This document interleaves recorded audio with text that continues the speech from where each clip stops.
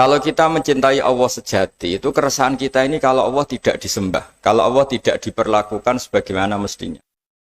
Kalau kita mencintai Rasulullah SAW, ukuran cintanya itu kalau mutiara-mutiara yang dari Nabi tidak diperdengarkan, tidak diketahui. Kita bisa mendidik manusia untuk tahu misalnya, orang tahu mobil Alphard itu mahal. Orang tahu warung paling favorit di Jakarta itu ini. Orang tahu makanan enak itu ini.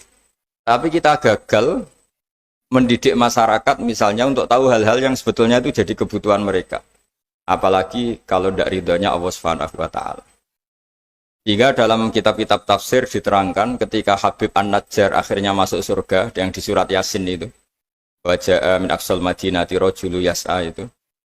Itu pertama beliau masuk surga karena mati dianiaya karena berjuang itu. Ketika qilat khuril jannah.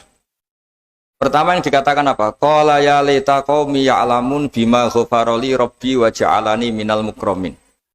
Ketika beliau wafat dan akhirnya masuk surga, pertama yang dikatakan beliau itu, ya Allah, semulia ini derajat saya sebagai orang baik, meninggal langsung masuk surga. Apa yang diinginkan beliau? Ya laita qaumi ya'lamun bima ghafarali rabbi. Wah, andaikan derajat seperti ini kaum saya tahu betapa nikmatnya orang bertauhid, betapa nikmatnya orang yang bersujud, betapa nikmatnya orang yang jadi orang hamba Allah yang benar. Ya laita qaumi ya'lamun bima ghafarali rabbi wa ja'alani minal mukramin. Nah, di sini unggulnya lembaga-lembaga pendidikan, Wahas maupun yang lain, bahwa ketika kita pinter jadi profesor, ketika kita pinter jadi doktor, ketika kita pinter jadi kiai, amanat pertama dari Allah itu apa? Kalau orang sudah pinter itu wajib mengajar, wajib mengertikan yang tidak ngerti, minterkan yang tidak pinter, karena nikmatnya pinter ini harus dirasakan orang banyak.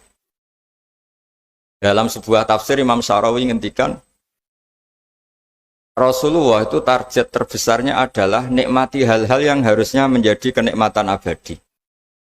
Misalnya umumnya orang itu kan bilang bahwa nikmat itu ya makan yang disenengin, ketemu orang yang disenangi, ketemu acara yang disenengin, yang disukain. Tapi itu Nabi mengajarkan kita, nikmat itu ya sholat.